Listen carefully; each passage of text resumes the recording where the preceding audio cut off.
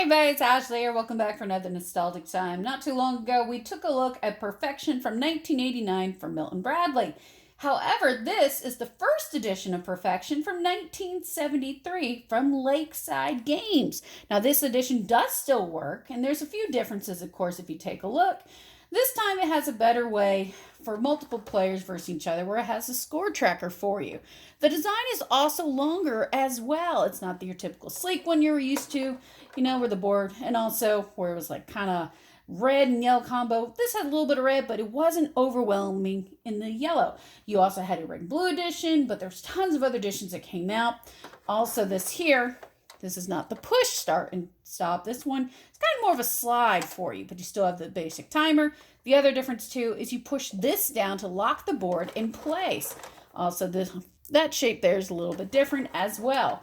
Now, something too that's a little different besides the peg for scoring, you also have these little block perfection squares. What these are is if you have inexperienced players or younger kids, or someone that's just probably never played enough times in their lifetime as a millennial child like myself, you can simply put it down on what you want to block for them. And just remember to remove the pieces. However, if you want to mess with the experienced person's head, then you just block a few spots, but don't take the pieces out. Now, of course, as I was mentioning, some of the good parts, of course, as a reminder, is that drawer, we still have a good place to store the pieces. And then over the years, of course, got a little more sleeker. They put out another design in 1975 that actually made it smaller, of course, and changed it up as well, including the score record. There's also several other editions that came out over the years until and also Milton Bradley got a hold of them. And then from there, it even swapped over to Hasbro. But this one here, it still works. I've tested it. I'm going to try to pull it in a little close and see if I can race the clock. So I'm going to turn it this way for me so my hands can reach it better, and you'll still get to see.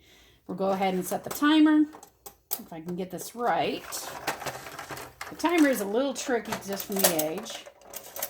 You can hear it. And the way the point score works is you get 1 point for every piece that you get, and then an additional 5 points if you have 5 seconds left.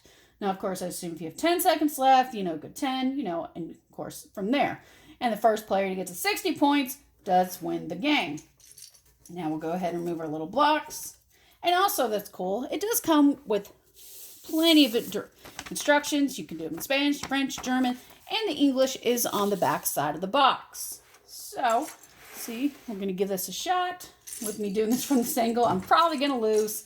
And I haven't tried this one enough. I've only really just tested to make sure it came on. And let's see. And, oh, we got to push it. That's how you lock this in place. So keep that in mind.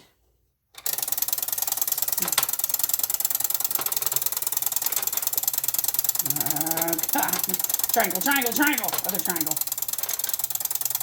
It's definitely a little different. So it may take your brain a little bit to catch up. It won't go? Oh, it's the other one. Trying to find these shapes in time, your brain is like going nuts. Oh, dear God, where is it?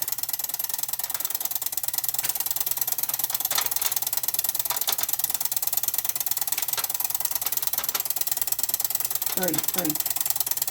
X. Double star.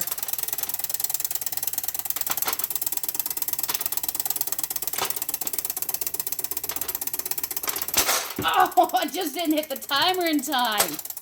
But, so you see, that's how it works. But at least I got him in. Just didn't have the chance to hit that timer. I'm going to turn it back around for you.